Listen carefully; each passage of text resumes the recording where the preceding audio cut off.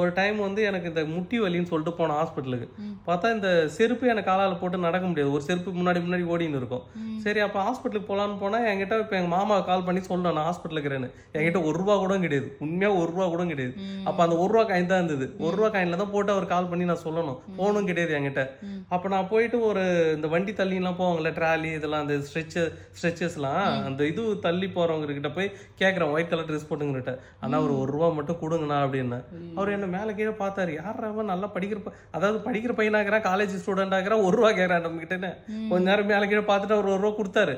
அந்த ₹1 கொடுத்தவரு இன்ன வரைக்கும் என்னால் மறக்க முடியல. ஆனால் ₹1 தான் அவர் கொடுத்தது எனக்கு. நன்றி மறவாத உள்ளன்னு சொல்லுவாங்கல்ல, அதுதான் இது. இன்ன வரைக்கும் நான் அவரை மறக்கல. ஒல்லியா கருப்பா ஆயிட்டா இருப்பார், பேர் தெரியாது. ₹1 கொடுத்தாரு. அதை போட்டு தான் எங்கள் மாமா கிட்ட சொல்கிறேன், மாமா இது மாதிரி ஹாஸ்பிட்டலில் இருக்கிற மாமா ஆப்ரேஷன் பண்ணன்றாங்க முட்டி அப்படின்னு. டே அதெல்லாம் ஒன்றும் வேணாட்டா, பொங்கல் டைம் ஆயிடுச்சு, ஒரு பையன் ஹாஸ்பிட்டலில் இருக்க மாட்டா, எல்லாம் ஊருக்கு போய்டாங்க லீவ் போட்டு.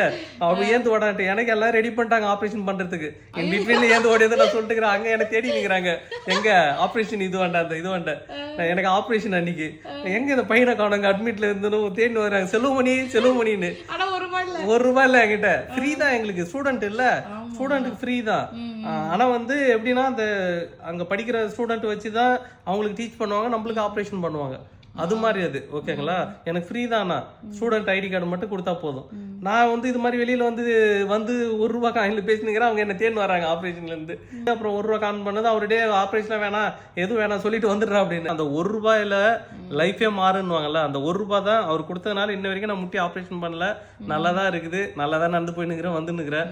சின்ன உதவி தான் பண்ணியிருப்பாங்க, அது வந்து நம்ம லைஃப்ல நிறைய மாத்திருக்கும். இது மாதிரி உங்களுடைய லைஃப்லயுமே யாரா சின்ன உதவி பண்ணியிருப்பாங்க, அது நிறைய உங்களுடைய வாழ்க்கையில நிறைய மாற்றத்தை கொண்டு வந்திருக்கும். இது மாதிரி உங்களுடைய லைஃப்ல ஏதாவது இன்சிடென்ட் நடந்ததுன்னா நீங்க வந்து அதை கமெண்ட்ல சொல்லுங்க.